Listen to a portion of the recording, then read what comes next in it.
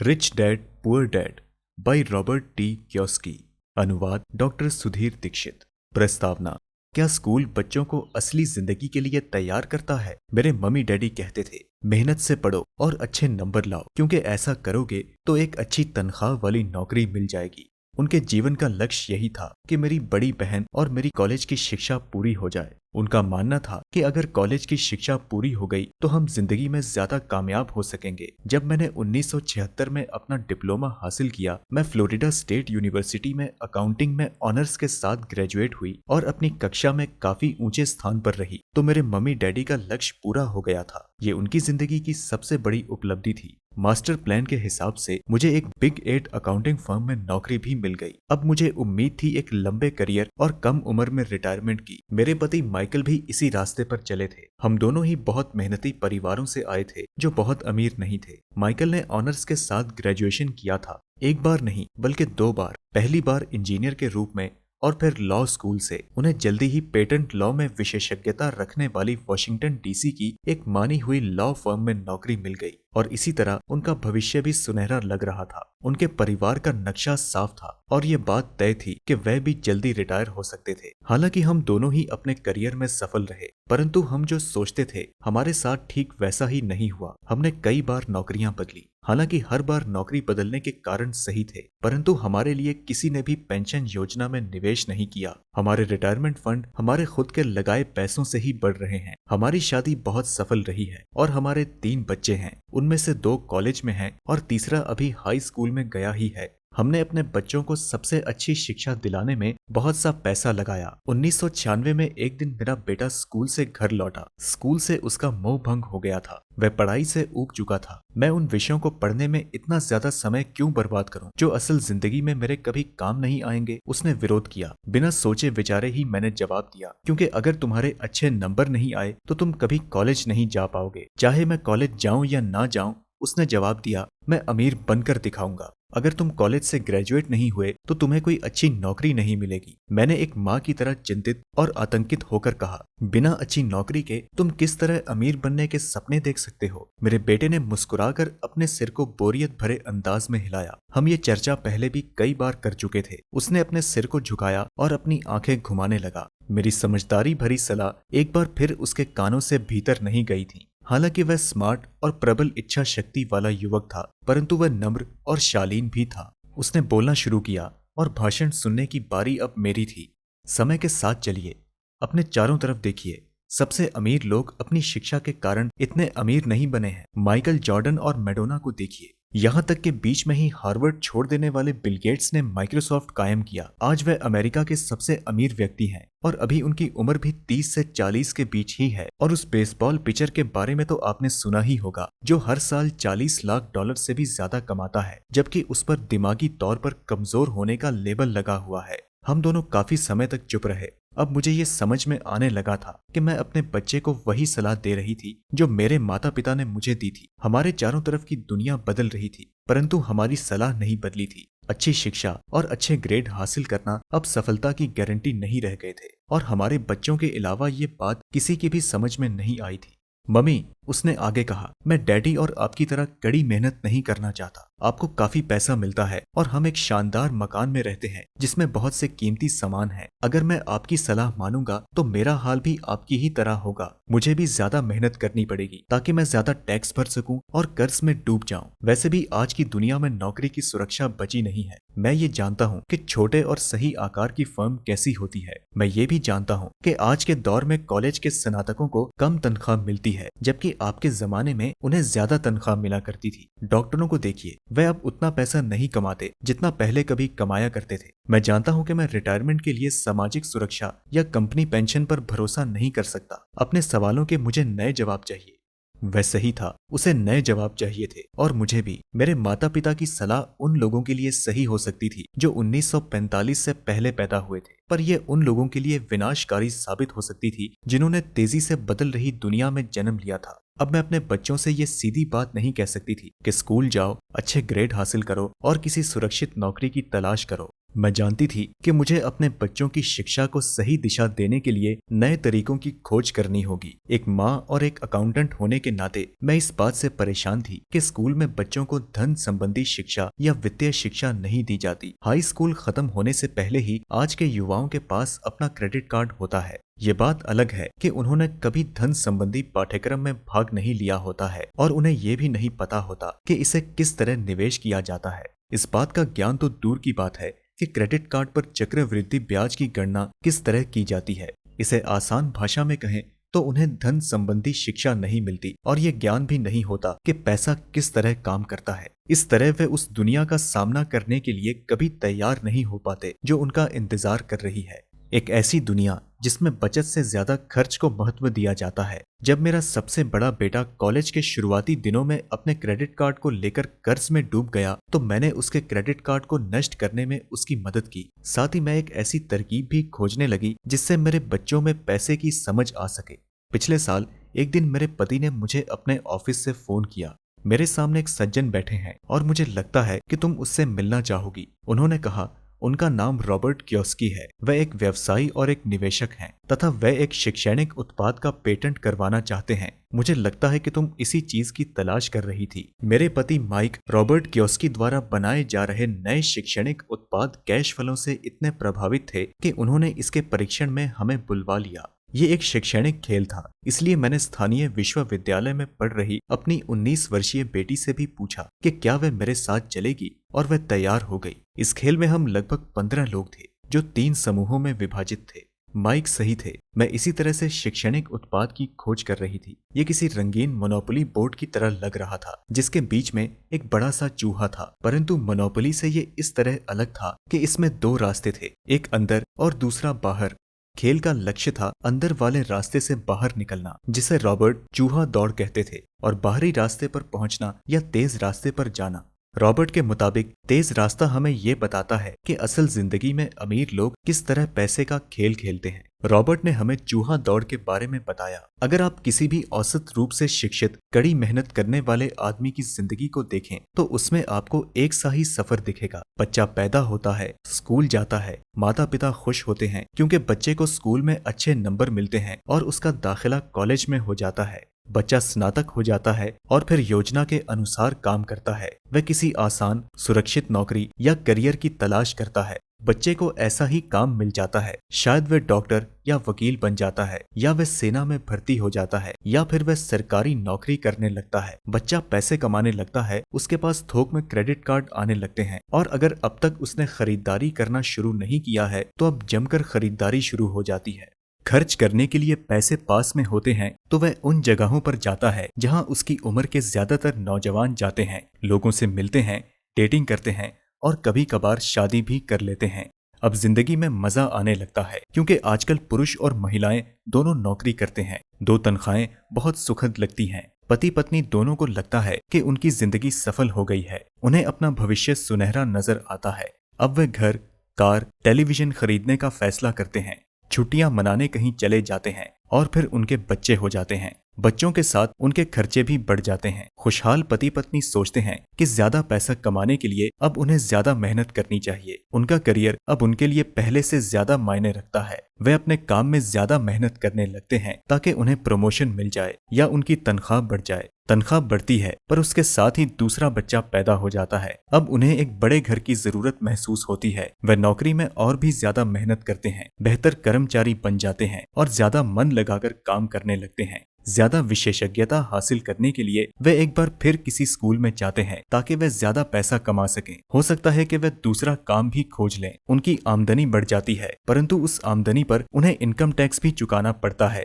यही नहीं, उन्होंने जो बड़ा घर खरीदा है उस पर भी टैक्स देना होता है। इसके अलावा उन्हें सामाजिक सुरक्षा का टैक्स तो चुकाना ही है। इसी तरह बहुत से टैक्स चुकाते चुकाते उनकी तनख्वाह चूक जाती है। वे अपनी बढ़ी हुई तनख्वाह लेकर घर आते हैं और हैरान होते हैं कि इतना सारा पैसा आखिर कहाँ चला जाता है। भविष्य के लिए बचत के हिसाब से वे कुछ म्यूचुअल फंड भी खरीद लेते हैं और अपने क्रेडिट कार्ड से घर का किराना खरीदते हैं। अब उनके बच्चों की उम्र 5 या 6 साल हो जाती है। ये चिंता भी उन्हें सताने लगती है कि बच्चों के कॉलेज की शिक्षा के लिए भी बचत जरूरी है। इसके साथ ही उन्हें अपने रिटायरमेंट के लिए पैसा बचाने की चिंता भी सताने लगती है। 35 साल पहले पैदा हुए खुशहाल दंपति अब अपनी नौकरी के बाकी दिन चूहा दौड़ में फंसकर बिताते हैं। वे अपनी कंपनी के मालिकों के लिए काम करते हैं, सरकार को टैक्स चुकाने के लिए काम करते हैं और बैंक में अपनी गिरवी संपत्ति तथा क्रेडिट कार्ड के कर्ज को चुकाने के लिए काम करते हैं। फिर वे अपने बच्चों को ये सलाह देते हैं कि उन्हें मन लगाकर पढ़ना चाहिए, अच्छे नंबर लाने चाहिए और किसी सुरक्षित नौकरी की तलाश करनी चाहिए। वे पैसे के बारे में कुछ नहीं सीखते और इसीलिए वे जिंदगी भर कड़ी मेहनत करते रहते हैं। ये प्रक्रिया पीढ़ी दर पीढ़ी चलती रहती है। इसे चूहा दौड़ कहते हैं। चूहा दौड़ से निकलने का एक ही तरीका है और वो ये कि आप अकाउंट्स और इन्वेस्टमेंट दोनों क्षेत्रों में निपुण हो जाएं। दिक्कत ये है कि इन दोनों ही विषयों को बोरिंग और कठिन माना जाता है। मैं खुद एक सीपीए हूँ और मैंने बिग 8 अकाउंटिंग फर्म के लिए काम किया है। मुझे ये देखकर ताज्जुब हुआ कि रॉबर्ट ने इन दोनों बोरिंग और कठिन विषयों को सीखना कितना रोचक और रोमांचक बना दिया था। सीखने की प्रक्रिया इतनी अच्छी तरह छुपा ली गई थी कि जब हम चूहा दौड़ से बाहर निकलने के लिए जी जान लगा रहे थे तो हमें ये ध्यान ही नहीं रहा कि हम कुछ सीख रहे हैं। शुरू में तो हम एक नए शैक्षणिक खेल का परीक्षण कर रहे थे, परंतु जल्दी ही इस खेल से मुझे और मेरी बेटी को मजा आने लगा। खेल के दौरान हम दोनों ऐसे विषयों पर बात कर रहे थे जिनके बारे में हमने पहले कभी बातें नहीं की थी। एक लेखापाल होने के कारण इनकम स्टेटमेंट और बैलेंस शीट से जुड़ा खेल खेलने में मुझे कोई परेशानी नहीं हुई। मैंने खेल के नियम और इसकी बारीकियां समझाने में अपनी बेटी और दूसरे लोगों की मदद भी की। उस रोज मैं चूहा दौड़ से सबसे पहले बाहर निकली और केवल मैं ही बाहर निकल पाई। बाहर निकलने में मुझे 50 मिनट का समय लगा। हालांकि खेल लगभग 3 घंटे तक चला। मेरी टेबल पर एक बैंकर बैठा था, इसके अलावा एक व्यवसायी था और एक कंप्यूटर प्रोग्रामर भी था। मुझे ये देखकर बहुत हैरत हुई कि इन लोगों को अकाउंटिंग या इन्वेस्टमेंट के बारे में कितनी कम जानकारी है, जबकि ये विषय उनकी जिंदगी में कितनी ज्यादा अहमियत रखते हैं। मेरे मन में ये सवाल भी उठ रहा था कि वह असल जिंदगी में अपने पैसे धेले के कारोबार को कैसे संभाले होंगे। मैं ये समझ सकती थी कि मेरी 19 साल की बेटी क्यों नहीं समझ सकती, पर ये लोग तो उससे दुगनी उम्र के थे और उन्हें ये बातें समझ में आनी चाहिए थी। चूहा दौड़ से बाहर निकलने के बाद मैं 2 घंटे तक अपनी बेटी और इन शिक्षित अमीर वयस्कों को पांसा फेंकते और अपना बाजार फैलाते देखती रही। हालांकि मैं खुश थी कि वह लोग कुछ नया सीख रहे हैं, लेकिन मैं इस बात से बहुत परेशान और विचलित भी थी कि वयस्क लोग सामान्य अकाउंटिंग और इन्वेस्टमेंट के मूलभूत बिंदुओं के बारे में कितना कम जानते थे। उन्हें अपने इनकम स्टेटमेंट और अपनी बैलेंस शीट के आपसी संबंध को समझने में ही बहुत समय लगा। अपनी संपत्ति खरीदने और बेचते समय उन्हें ध्यान ही नहीं रहा कि हर सौदे से उनकी महीने की आमदनी पर असर पड़ रहा है। मैंने सोचा कि असल जिंदगी में ऐसे करोड़ों लोग होंगे जो पैसों के लिए सिर्फ इसलिए परेशान हो रहे हैं क्योंकि उन्होंने ये दोनों विषय कभी नहीं पढ़े। मैंने मन में सोचा, भगवान का शुक्र है कि हमें मजा आ रहा है और हमारा लक्ष्य खेल में जीतना है। जब खेल खत्म हो गया तो रॉबर्ट ने हमें 15 मिनट तक कैश फ्लो पर चर्चा करने और इसकी समीक्षा करने के लिए कहा। मेरी टेबल पर बैठा व्यवसायी खुश नहीं था, उसे खेल पसंद नहीं आया था। मुझे ये सब जानने की कोई जरूरत नहीं है। मेरे पास इन सब के लिए अकाउंटेंट, बैंकर और वकील है जिन्हें ये सब मालूम है। क्या आपने गौर किया है कि ऐसे बहुत से अकाउंटेंट हैं जो अमीर नहीं हैं और यही हाल बैंकर्स, वकीलों, स्टॉक ब्रोकर्स और रियल एस्टेट ब्रोकर्स का भी है। वे बहुत कुछ जानते हैं और प्राय वे लोग स्मार्ट होते हैं, परंतु उनमें से ज्यादातर अमीर नहीं होते, क्योंकि हमारे स्कूल हमें वह सब नहीं सिखाते जो अमीर लोग जानते हैं। इसलिए हम इन लोगों से सलाह लेते हैं, परंतु एक दिन जब आप किसी हाईवे पर कार से जाते हैं, आप ट्रैफिक जाम में फंस जाते हैं। आप बाहर निकलने के लिए छटपटाते हैं। जब आप अपनी दाईं तरफ देखते हैं तो वहां आप देखते हैं कि आपका अकाउंटेंट भी उसी ट्रैफिक जाम में फंसा हुआ है। फिर आप अपनी बाईं तरफ देखते हैं और आपको वहां अपना बैंकर भी उसी हाल में नजर आता है। इससे आपको हालात का अंदाजा हो जाएगा। कंप्यूटर प्रोग्रामर भी इस खेल से प्रभावित नहीं हुआ था। ये सीखने के लिए मैं सॉफ्टवेयर खरीद सकता हूँ। बैंकर जरूर प्रभावित हुआ था। मैंने स्कूल में अकाउंटिंग सीखी थी, परंतु अब तक ये नहीं समझ पाया था कि इसे असल जिंदगी में किस तरह काम में लिया जाए। अब मैं समझ गया हूँ। मुझे चूहा दौड़ से बाहर निकलने के लिए खुद को तैयार करने की जरूरत है। परंतु मेरी पुत्री के विचारों से मैं सबसे ज्यादा रोमांचित हुई।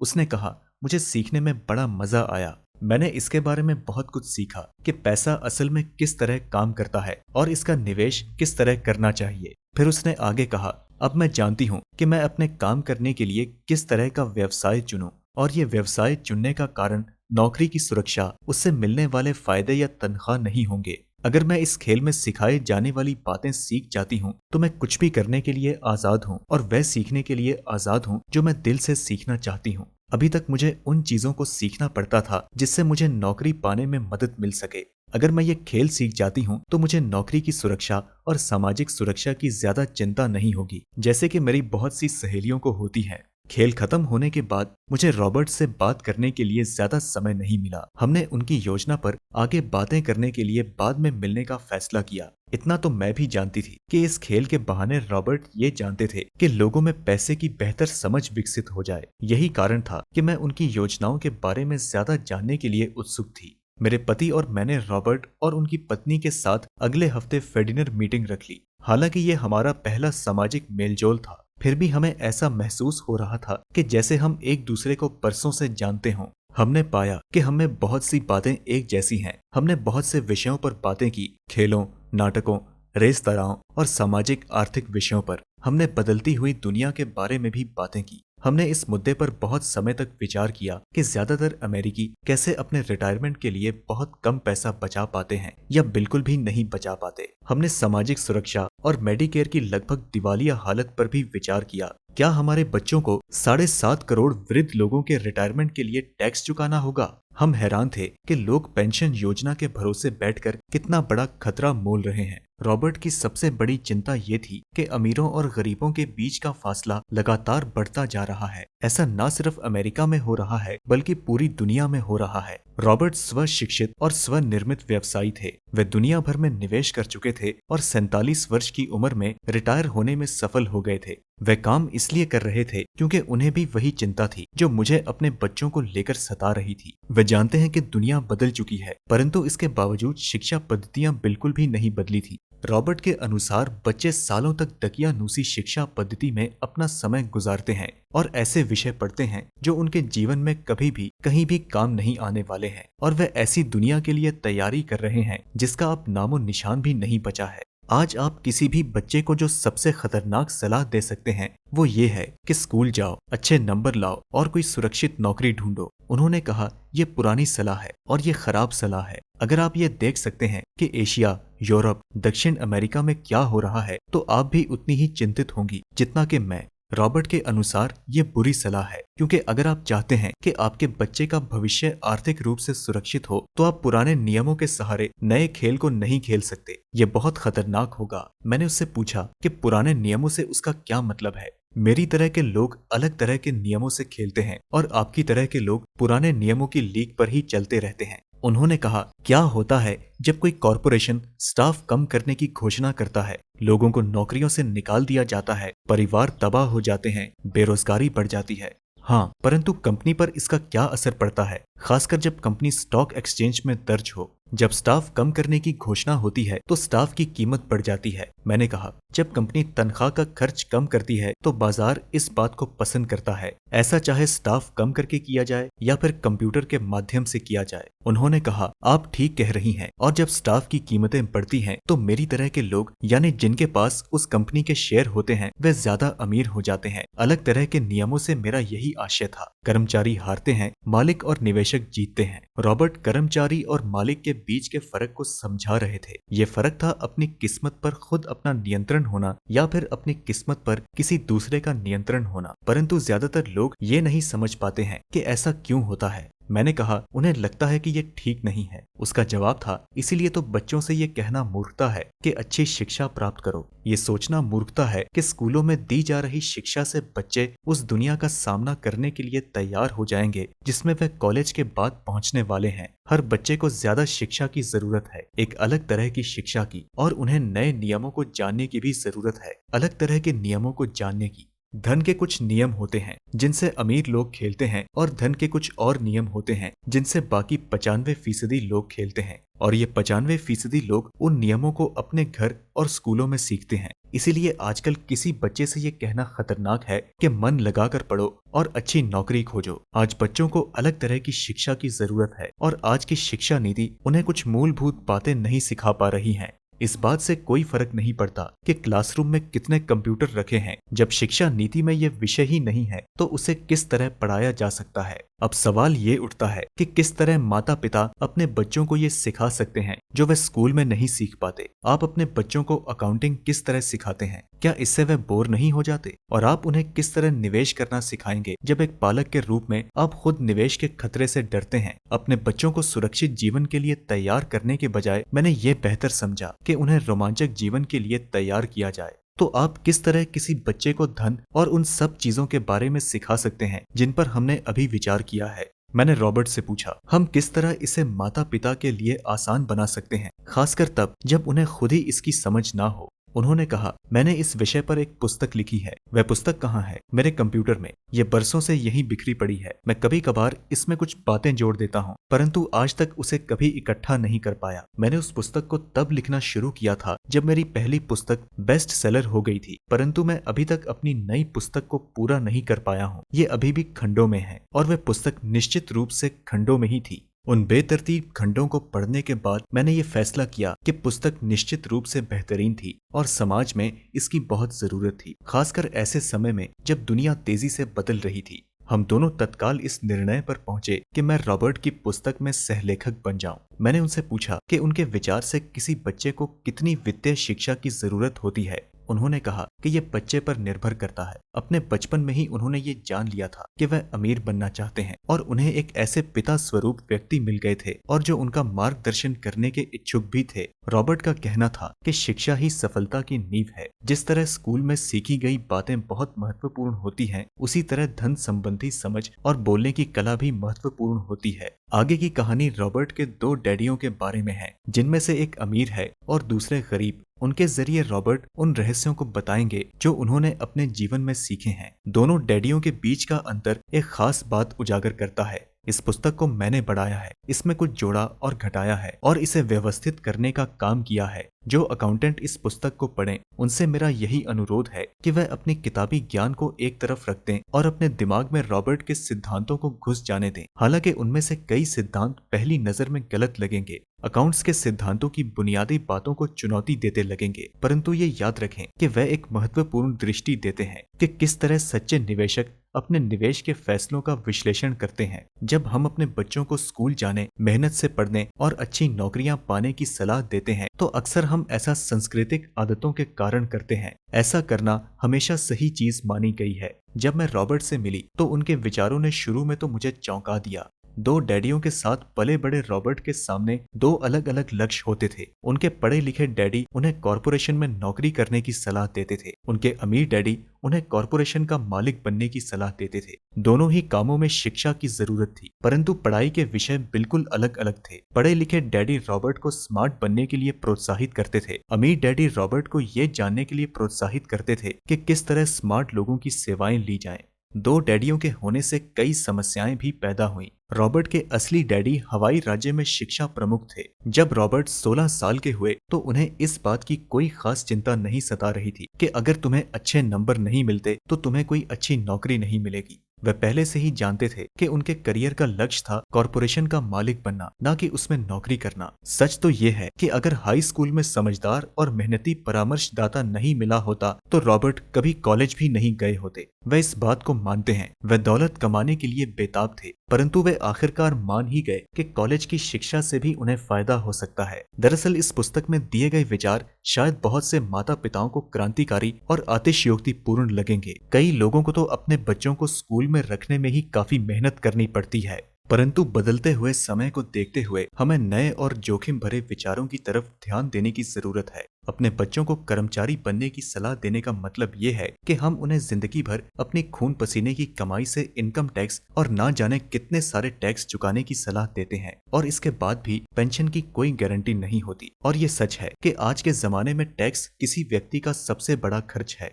हकीकत में ज्यादातर परिवार तो जनवरी से आधी मई तक सिर्फ अपने टैक्स चुकाने के लिए ही सरकार की नौकरी करते हैं। आज नए विचारों की बहुत जरूरत है और ये पुस्तक हमें नए विचार देती है। रॉबर्ट का दावा है कि अमीर लोग अपने बच्चों को अलग तरह की शिक्षा देते हैं। वे अपने बच्चों को घर पर सिखाते हैं, डिनर टेबल पर। हो सकता है कि ये विचार वो ना हो जिन पर आप अपने बच्चों के साथ बातें करते हो, परंतु उन पर नजर डालने के लिए धन्यवाद। और मैं आपको सलाह देती हूँ कि आप खोज करते रहें। एक माँ और एक सीपीए होने के नाते मैं तो यही सोचती हूँ कि अच्छे नंबर लाना और एक बढ़िया नौकरी पा लेना एक पुराना विचार है। हमें अपने बच्चों को नए तरह के विचार देने होंगे। हमें उन्हें अलग तरह की शिक्षा देनी होगी। शायद हम अपने बच्चों को ये सिखाएं कि अच्छे कर्मचारी होने के साथ साथ वे अपना खुद का निवेश कॉर्पोरेशन भी खोल सके। दोनों का ये तालमेल बढ़िया रहेगा। एक माँ होने के नाते मुझे उम्मीद है कि यह पुस्तक सभी अभिभावकों के लिए फायदेमंद होगी। रॉबर्ट लोगों को ये बताना चाहते हैं कि कोई भी व्यक्ति अगर ठान ले तो अमीर बन सकता है। अगर आप एक माली या गेट कीपर हैं या पूरी तरह बेरोजगार हैं, तो भी आप में खुद को और अपने परिवार के लोगों को धन संबंधी बातें सिखाने की काबिलियत है। ये याद रखें कि धन संबंधी बुद्धि वह दिमागी तरीका है जिससे हम अपनी धन संबंधी समस्याओं को सुलझाते हैं। आज हम ऐसे विश्वव्यापी तकनीकी परिवर्तनों का सामना कर रहे हैं जिनका सामना हमने आज से पहले कभी नहीं किया। किसी के पास भी जादू की पुड़िया नहीं है, परंतु एक बात तो तय है, ऐसे परिवर्तन हमारे सामने आने वाले हैं जो हमारे यथार्थ से परे हैं। कौन जाने भविष्य में हमारे लिए क्या लाता है, पर जो भी हो हमारे पास दो मूलभूत विकल्प मौजूद हैं। या तो हम सुरक्षा की राह पर चलें या फिर हम स्मार्ट बनकर खुद को धन संबंधी क्षेत्रों में शिक्षित करें और अपने बच्चों की धन संबंधी प्रतिभा को भी जागृत करें।